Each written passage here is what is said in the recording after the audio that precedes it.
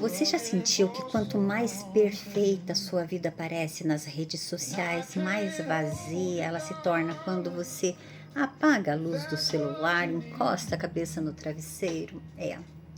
A gente aprendeu a desejar o ideal, o herói, o marido ou a esposa que não erra. Nós mesmo, assim, naquela perfeição harmonizada, perfeita, né? O ideal da beleza parece que estamos vivendo na Grécia Antiga. A gente aprendeu a desejar tudo isso, mas aí, nessa ideal imaginário, existe um perigo invisível em morar num castelo onde nada sai do lugar. É tudo muito intacto, muito perfeito, muito insosso, muito sem cor, sem sabor, sem tom, sem perfume, sem vida. Se você sente que está gritando por dentro enquanto sorri nas fotos, nos vídeos, nas selfies, você não está sozinha, não está sozinho, meu caro. É a vida. C'est la vie. Fica comigo até o final, porque hoje eu vou revelar o que a psicanálise diz sobre o preço que a gente paga por buscar a perfeição na gente e no parceiro ou na parceira. Muitas pessoas viram eu comentar nas redes sociais escolha versus erro e, em geral, pensaram que era só sobre traição. Mas não, buraco, meu caro. Minha cara, o buraco é muito mais embaixo. O problema de ter um parceiro ou uma parceira perfeita é que, inconscientemente, você se torna a única pessoa autorizada a ser a imperfeita da relação. E isso é uma prisão. Antes de mergulharmos no que eu escrevi sobre isso no meu romance O Café dos Espelhos, que é puramente um universo psicológico de conflitos emocionais, eu quero que você entenda uma coisa. O que nos une, o que une as pessoas, não são as virtudes. É fácil gostar de virtudes, né? Gostar do que é bom. São as nossas faltas, falhas, ranhuras, as nossas frestas. E é sobre isso que a gente vai conversar agora. Então vem comigo. No meu romance O Café dos Espelhos, eu criei personagens que vivem exatamente esse dilema, esses conflitos, esses problemas do dia a dia que todos nós vivemos. O café é o lugar do encontro, mas o espelho é onde a gente confronta aquilo que a gente não quer ver de verdade. Veja só, no romance, a protagonista Muriel chega no momento e ela, numa cena, passa pela seguinte situação. Muriel parou diante de um espelho que parecia respirar. A superfície desse espelho ondulava levemente, parecia ganhar vida. Ao contrário de outros espelhos, não mostrava nenhuma imagem, o reflexo, mas mostrava uma frase escrita como se fosse numa névoa, formando-se e desfazendo-se em um ciclo contínuo. E a frase dizia o seguinte: você não é o que fizeram de você, mas é o que escolhe fazer com isso. Muriel sentiu um arrepio subindo pelo seu corpo. As palavras pareciam dirigir-se para ela, diretamente para ela, como se o espelho soubesse algo que ela, Muriel, ainda não havia descoberto. Ela estendeu a mão hesitante. O vidro era algo estranho, nem frio, nem sólido.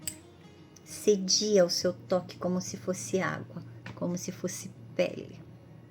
Bem, a nossa Muriel vive um conflito gigantesco.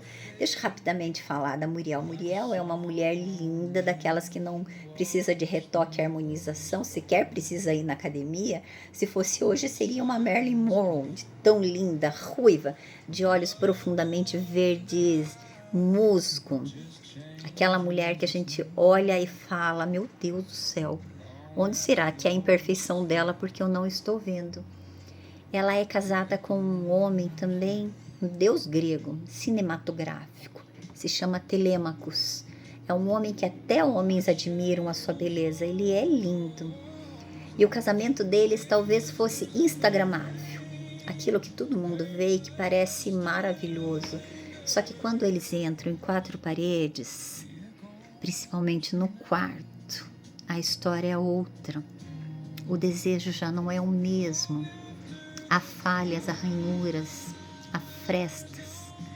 E eles já não se reconhecem a tal ponto que eles chamam um terceiro como se fosse um fetiche, como se aquilo fosse transformar a relação. E entra Lorenzo, então, sim, eu adoro um tabu e eu escrevo sobre coisas que talvez você pense e não tem coragem de admitir.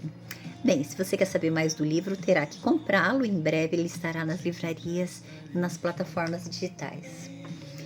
Como escritora e psicanalista apaixonada por histórias e histórias de pessoas, eu vejo que as mulheres principalmente, mas os homens também, estão exaustos por tentarem ser o espelho dessa perfeição para o outro que compõe esse casamento, esse relacionamento. Mas a vida real exige rascunhos. A vida real não é lisa com botox. Ela exige ranhuras, vincos, estrias. Exige o direito de falhar sem ser condenado, de falhar sem ser condenada o tempo inteiro, sem ter que alguém indique um dedo o tempo inteiro. Se o seu relacionamento não aceita erro, se você não aceita o erro do seu parceiro, não é um relacionamento seguro, é um tribunal. Tá aí você de juiz, de promotor ou promotora? Que casamento, que relacionamento doido é esse? Um tribunal. No livro, eu exploro exatamente essa ideia que o amor só nasce quando a gente para de admirar a estátua grega, aquela que não tem vincos, falhas, ranhuras, rugas, que não tem pedras no caminho, e começa a amar a cicatriz, as marcas profundas da própria história. No final deste mês, tomara que já saia, as portas do Café dos Espelhos se abrem para você nas livrarias e nas plataformas digitais. É mais que um romance, é um espelho para que você se observe, se analise, reflita se você ainda se reconhece ou você é meramente um personagem em busca de perfeição. Se você cansou de performar o tempo inteiro e quer um encontro com o real dói. Se inscreva aqui no canal, me acompanhe e me diga nos comentários qual é a imperfeição que você mais valoriza em si mesmo ou a imperfeição que mais valoriza em si mesmo. Vamos humanizar essa conversa. Nada de estátuas gregas perfeitas, instagramáveis. Eu te espero no próximo café, com ele prontinho. E os espelhos, aqui pelo menos, são voltados para a verdade.